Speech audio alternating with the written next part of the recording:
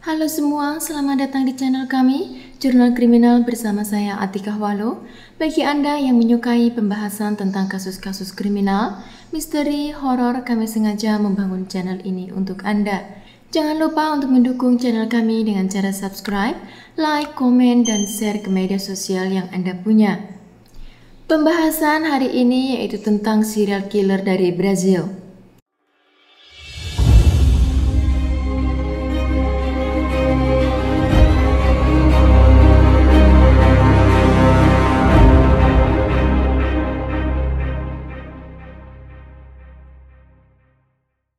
Pelaku dari serial killer ini sangat populer di Brazil karena kelakuannya yang dikenal sangat brutal dan bahkan ia tidak memiliki rasa penyesalan atas apa yang ia lakukan.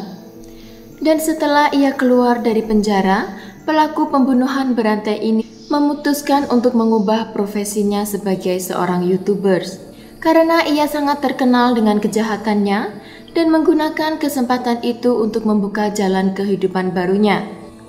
Nama dari pelaku pembunuhan berantai tersebut adalah Pedro Rodrigues Filho atau lebih dikenal dengan sebutan Pedrinho Matador. Dia lahir pada tanggal 29 Oktober 1954 di Santa Rita do Sapucaí, Provinsi Minas Gerais. Pedro lahir di desa pertanian di selatan Provinsi Minas Gerais. Saat ibunya mengandung dirinya, ayahnya melakukan kekerasan rumah tangga hingga mengakibatkan si janin mengalami luka pada tengkoraknya.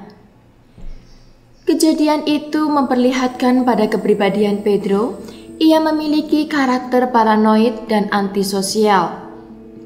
Kejahatan pertama yang ia lakukan saat usianya 13 tahun.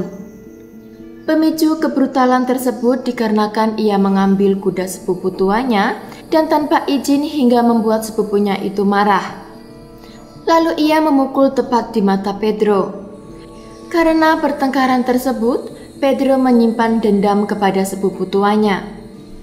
Ketika mereka bekerja di tempat yang sama, yaitu di pabrik tebu milik kakeknya, Pedro melihat kesempatan untuk membalas dendam kepada sepupunya. Pedro saat itu bertugas mengoperasikan mesin penggilas tebu. Ketika ia sedang bekerja, dia terbesit niatan untuk memasukkan sepupunya itu ke dalam mesin penggilasan. Akhirnya ia mendorong sepupunya ke dalam mesin, tetapi hanya tangannya saja yang mampu tergilas. Lalu dia berinisiatif mengambil pisau untuk meneruskan niat jahatnya. Kemudian memotong tubuh sepupunya itu menjadi beberapa bagian, lalu satu persatu dimasukkan ke dalam mesin penggilasan. Saat dia memasukkan bagian kepala ke dalam mesin, mesin itu tidak mau menggilasnya dan mengalami kerusakan. Sehingga kakek dan pekerja lainnya segera mematikan mesin tersebut. Dan mereka sangat syok melihat apa yang baru saja terjadi. Tapi kasus pembunuhan pertamanya ini tidak sampai ke polisi karena kakeknya adalah orang yang disegani. Dan tidak ada yang berani melaporkan kejadian tersebut. Saat Pedro berusia 14 tahun, ia membunuh wakil wali kota Alfenas di Minas Gerais dengan senapan milik kakeknya di depan balai kota. Karena ia telah memecat ayahnya, seorang penjaga sekolah, dengan tuduhan ayahnya telah mencuri makan siang. Hanya selang beberapa hari kemudian, Pedro membunuh penjaga sekolah yang dimana ia menganggap adalah pencuri makan siang sebenarnya. Setelah kejahatan di Alfenas, Pedro melarikan diri ke Mogi das Cruzes di Greater São Paulo. Setibanya dia di sana, dia tinggal bersama orang tua baptisnya. Sebelum akhirnya dia bertemu dengan wanita janda penjual obat bius atau lebih dikenal dengan sebutan bocinya. Lalu Pedro tinggal bersama dengan si janda itu. Bersama bocinya ia ikut berbisnis jualan obat. Dan demi kelancaran bisnisnya, Pedro melakukan 3 pembunuhan karena ia ingin menghilangkan saingannya. Sampai akhirnya bocinya dieksekusi oleh polisi, sedang Pedro berhasil melarikan diri. Setelah penangkapan rekannya tersebut, dia tidak meninggalkan bisnisnya, justru ia mendirikan bisnis sendiri. Tidak lama kemudian Pedro menemukan wanita pujaannya. Dia bernama Maria Aparecida Olimpia dan ia jatuh cinta kepada wanita itu sampai Maria akhirnya hamil anak pertamanya. Kebahagiaan Pedro dan Maria tidak berlangsung lama karena bisnis yang dijalankan Pedro sangat rentan dengan kejahatan. Dalam keadaan hamil, kekasihnya itu ditemukan bersimbah darah dan mengalami beberapa luka tusukan pada tubuhnya.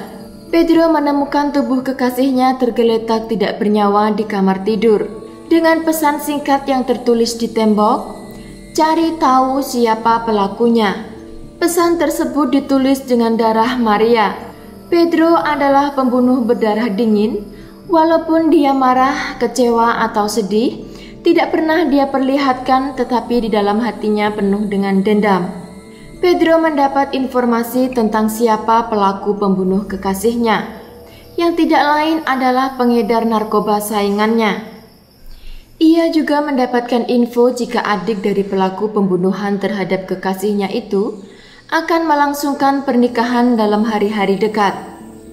Pedro menyusun rencana dengan dibantu 4 orang temannya untuk menyerbu pesta pernikahan tersebut. Dalam aksinya itu, dia telah membunuh pelaku dan juga menghabisi 7 korban lainnya dan meninggalkan 16 orang luka-luka. Pada waktu itu, Pedro masih berusia di bawah umur. Tato yang menyelimuti tubuh Pedro seakan itu menggambarkan alur cerita hidupnya. Bahkan tato di lengan kiri Pedro bertuliskan "Mato por prazer" atau membunuh untuk kesenangan. Menurut keterangannya saat dia diwawancarai dalam sebuah TV, ia mengatakan maksud dari tato itu menggambarkan bagaimana ia sangat menikmati sebagai orang yang disegani juga ditakuti oleh musuh-musuhnya. Ia juga tidak bisa berhenti melakukan aksi kejahatan walaupun dirinya sudah berada di dalam jeruji besi. Menurut beberapa dokter spesialis yang memeriksa kejiwaan Pedro, mereka mengatakan bahwa Pedro adalah psikopat dan penyakit itu tidak bisa disembuhkan. Pada umur 18 tahun, Pedrinho ditangkap polisi dan divonis dengan hukuman 128 tahun penjara atas semua kasus yang diperbuat sejak tahun 1973. Tinggal di penjara dan menghabiskan sebagian besar masa dewasanya tidak merubah karakter Pedro yang antisosial. Saat dia dipindahkan ke tahanan lain, di dalam mobil polisi ia membunuh teman seperjalanannya.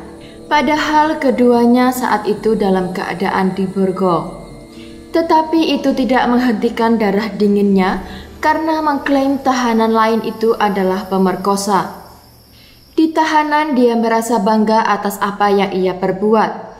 Bahkan jeruji besi tidak membuatnya jera atau menyurutkan gairah untuk menghabisi orang-orang yang dianggap tidak baik. Di sel tahanan ia menghabisi 48 narapidana, termasuk ayah kandungnya.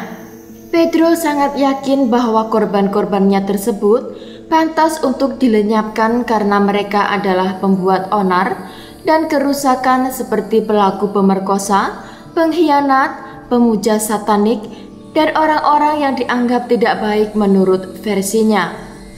Bahkan teman baiknya dalam satu sel, ia sayat lehernya setelah ia mengetahui bahwa temannya tersebut mendekam di penjara karena ia telah membunuh saudara perempuannya. Suatu hari Pedrinho menerima kabar bahwa ibunya dibantai dan dibunuh oleh ayah kandungnya karena terpicu rasa cemburu. Ibunya tersebut dibantai dengan 21 tusukan pisau pada sekujur tubuhnya. Pada saat pemakaman tiba, polisi mengizinkan Pedro untuk melihat ibunya untuk terakhir kali. Di pusara ibunya itu, Pedro berjanji dan akan membalaskan apa yang ayahnya lakukan kepadanya. Ayah Pedro menerima hukuman atas kejahatan yang membunuh istrinya. Ia dipenjara di tempat yang sama dengan Pedro, hanya berbeda blok dan sel saja. Pedrinho mencari kesempatan untuk menyelundup ke sel di mana ayahnya tidur, dan malam itu dengan sebilah pisau di tangannya, Pedro memenuhi janji pada ibunya dengan memberikan 22 tusukan dengan ia berkata 21 tusukan untuk ibunya, yang satu tusukan untuk membelah dada dan mengambil jantung ayahnya, lalu ia kunyah dan kemudian ia lempar kembali ke jasad ayahnya. Pada saat itu Pedro masih berumur 20 tahun dan ia tercatat telah membunuh lebih dari 100 orang. Kekejaman Pedrinho ini berhasil menarik perhatian pakar kriminologi di Brazil. Mereka mengatakan bahwa Pedrinho ini bukan tipe orang yang main hakim sendiri, melainkan mereka lebih menilai ke motif dendam. Karena korban dari Pedrinho ini dianggap orang yang buruk di masyarakat. Itu semua tidak lepas dari masyarakat dan hukum di Brasil itu sendiri. Negara di mana hanya 10% kasus pembunuhan yang mampu mereka selesaikan. Pada tahun 2003, Pedrinho akan dibebaskan walaupun pada tahun 1973 dia mendapatkan vonis selama 128 tahun. Karena hukuman di negara Brazil melarang narapidana menghabiskan waktu lebih dari 30 tahun di penjara. Sebagaimana diatur dalam pasal 75 KUHP tahun 1940. Namun pada tahun 2019 kemarin, undang-undang artikel mengalami perubahan dengan paket anti kejahatan, hukuman dinaikkan menjadi maksimal 40 tahun masa tahanan. Kejahatan Pedrinho di dalam penjara meningkatkan hukuman dia dari 120 tahun penjara menjadi 400 tahun. Tetapi lagi-lagi kebijakan hukum membuat dia menjalani tahanan hanya selama 34 tahun. Setelah 34 masa tahanan, tahun 2007 Pedro dinyatakan bebas. Pedrinho ditangkap kembali pada tahun 2011 karena kasus pemberontakan dan pemenjaraan palsu di Sao Paulo, hingga dia mendekam ulang selama 7 tahun di penjara.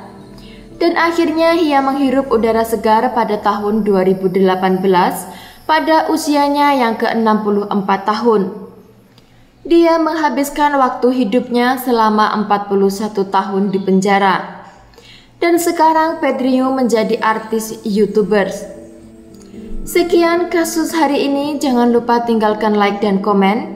Jika Anda tidak keberatan, klik tombol subscribe untuk mendukung channel kami. Sekian, terima kasih dan sampai jumpa di kasus berikutnya.